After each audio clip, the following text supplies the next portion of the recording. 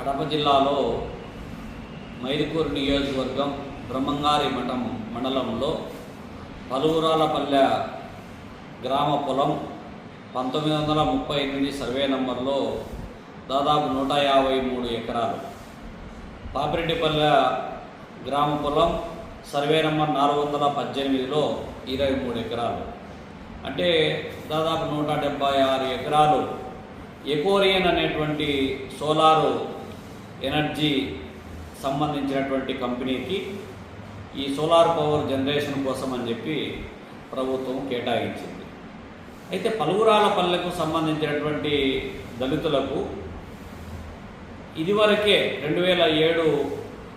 Assignment committee ద్వారా భూ పంపిణీ ద్వారా 103 మందికి పట్టాలు కూడా పంపిణీ చేసింది గవర్నమెంట్. అయితే వాళ్ళకు భూములు చూపించడంలో కావచ్చు, లేకపోతే పాస్బుక్లు పంపిణీ చేయడంలో కావచ్చు, ఇవన్నీ చేయకుంటే వాళ్ళు మేము అసైన్మెంట్ కమిటీ ఆమోదమైంది కదా, ఈరోజు కాకపోతే రేపైనా మాకు పట్టాలు వస్తాయన్నటువంటి ఆలోచన చేస్తున్నటువంటి క్రమంలోనే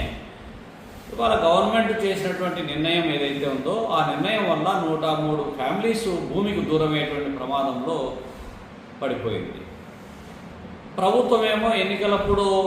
ఇల్లు లేనటువంటి వాళ్ళకి ఇల్లు ఇస్తాము, ఇంటి స్థలం ఇస్తాము, రేషన్ కార్డు ఇస్తాము, పెన్షన్ ఇస్తాము, గ్రామీణ నిరుపేదలకు సాగు భూమి పంపిణీ చేస్తాము, ఆర్థికంగా వాళ్ళకు చేయూతను అందిస్తాము, దళితుల అభ్యున్నతి కోసం అహరహం కృషి చేస్తామని చెప్పి చెప్పడం తప్ప ఆచరణలోకి వచ్చేటప్పటికీ వాళ్ళు ఎక్కడన్నా చూడు, జిల్లాలో ఎక్కడైనా సరే అదనంగా ఈ ప్రభుత్వాలు వచ్చిన తర్వాత 1 ఎకరా భూమి దళితులకు ఇచ్చినటువంటి దాఖలాలే లేకపోగా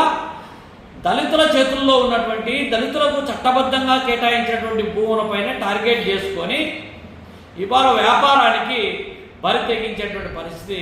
ఇవాళ కొనసాగుతూ ఉంది. ఎక్కడైనా ఆధిపత్య కులాల చేతుల్లో ఉన్నటువంటి అసైన్మెంట్ కానీ లేకపోతే డీకేటీ భూములు కానీ ఉంటే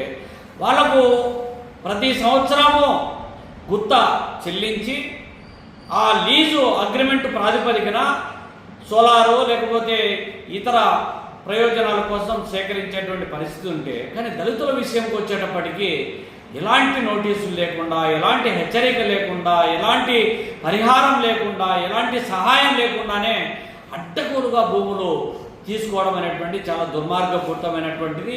దీన్ని భారత కమ్యూనిస్ట్ పార్టీ తీవ్రంగా ఖండిస్తూ ఉంది, వ్యతిరేకిస్తూ ఉంది. ఒకవైపేమో మైదుకూరు ఎమ్మెల్యే గారు పుట్టా సుధాకర్ యాదవ్ గారు పేదల కోసం, అర్హులైనటువంటి పేదల కోసం నేను కృషి చేస్తున్నానని చెప్పి ఒకవైపు చెప్తా ఉంది. ఇంకో